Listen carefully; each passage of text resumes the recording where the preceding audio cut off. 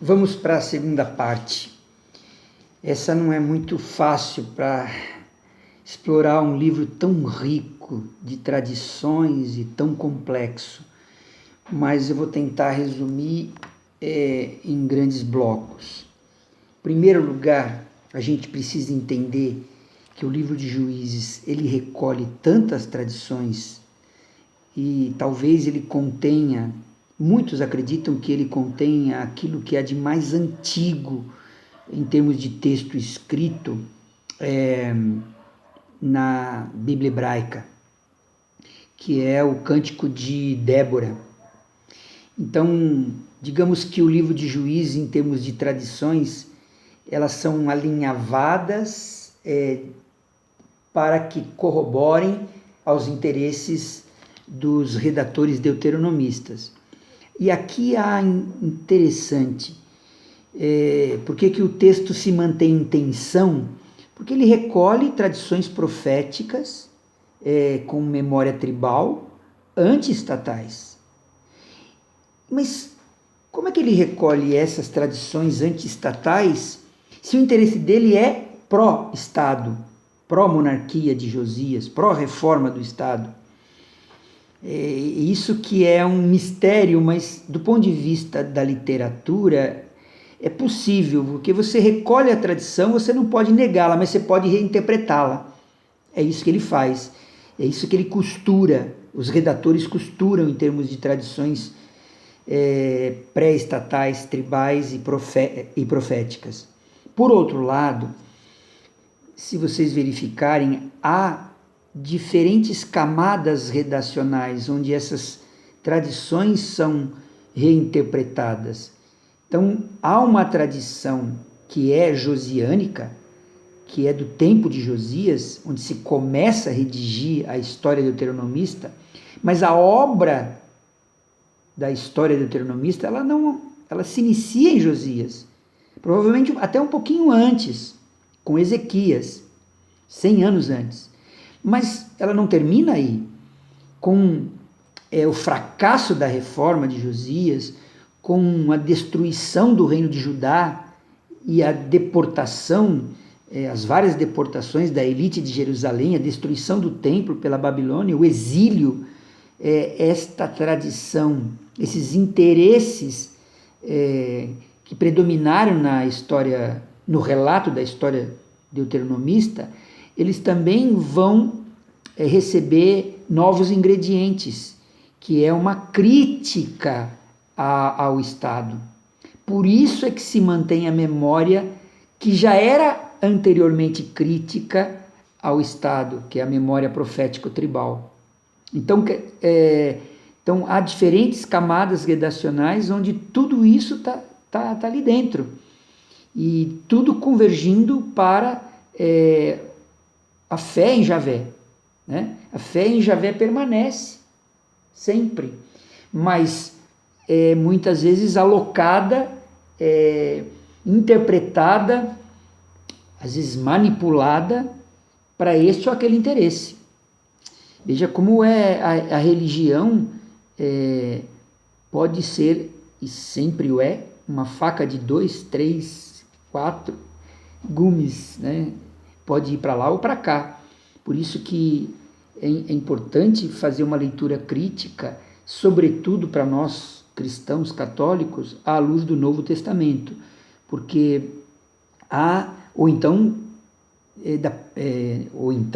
e também da profecia.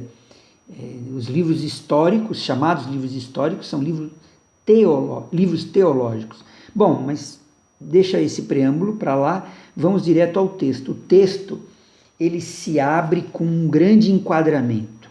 Quer dizer, ele é construído dentro de um grande enquadramento. Uma introdução fundamental que tem mulheres juízas. Olha que interessante.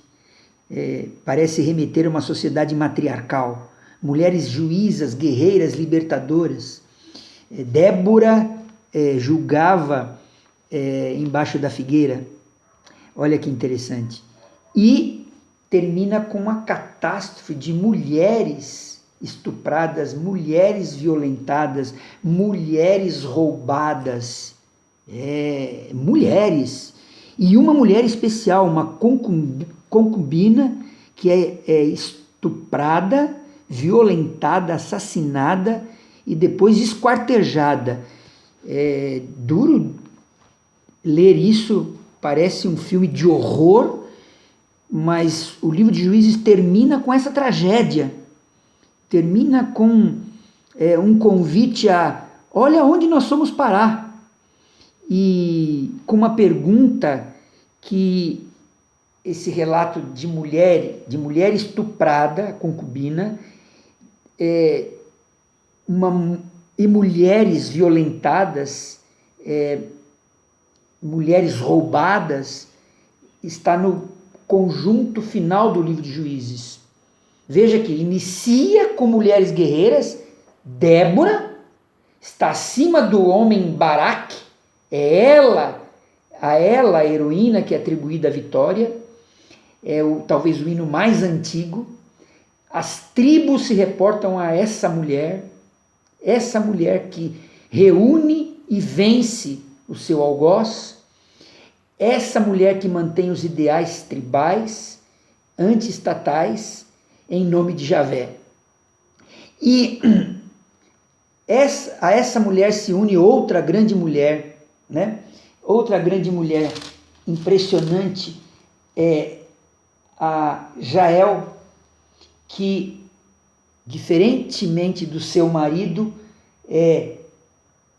junto com Débora, consegue derrotar de uma maneira impressionante, estonteante, horrorosa, o algoz maior, que é o general Císara. Ela enfia uma estaca na testa desse general. Olha, são tradições milenares. Resistência da mulher diante dos seus opressores e a luta delas que libertam Israel daqueles que querem impor às tribos o seu domínio. Então, enquadramento é esse. Começa com mulheres guerreiras e termina com mulher estuprada, mulher violentada. Olha que interessante, né? O que significa tudo isso? O que significa tudo isso está num enquadramento que começa com esse último bloco, no capítulo 19, verso 1 do livro de Juízes. Olha lá. Naquele tempo não havia ainda rei em Israel. E termina, aí então se inicia o relato trágico da mulher estuprada, da mulher concubina do levita. E se conclui as últimas palavras do livro, no capítulo 21, verso 25, são estas: naqueles dias não havia rei em Israel, e cada um fazia o que lhe parecia correto. Bom, e cada um fazia o que lhe parecia correto, parece ser uma palavra positiva ou negativa? Bom, depois do relato do estupro de mulheres e da guerra entre irmãos, típica do capítulo 19, 20 e 21, principalmente 20 e 21, esse dito final só pode ser negativo, e cada um fazia o que lhe parecia correto, é negativo. Mas sob a ótica que inicia o livro, e Débora e Jael, de afirmação da liberdade contra os seus opressores, de unidade diante das cidades-estados que querem impor o tributo pesado a essas tribos, cada um fazia o que achava, o que lhe parecia correto, é positivo. A questão é, esse dito termina, é conclusão do bloco final, ou é conclusão de todo o bloco? Ele está dizendo alguma coisa que serve aos interesses do Estado, ou ele está dizendo alguma coisa que serve aos interesses mais longínquos da memória tribal profética?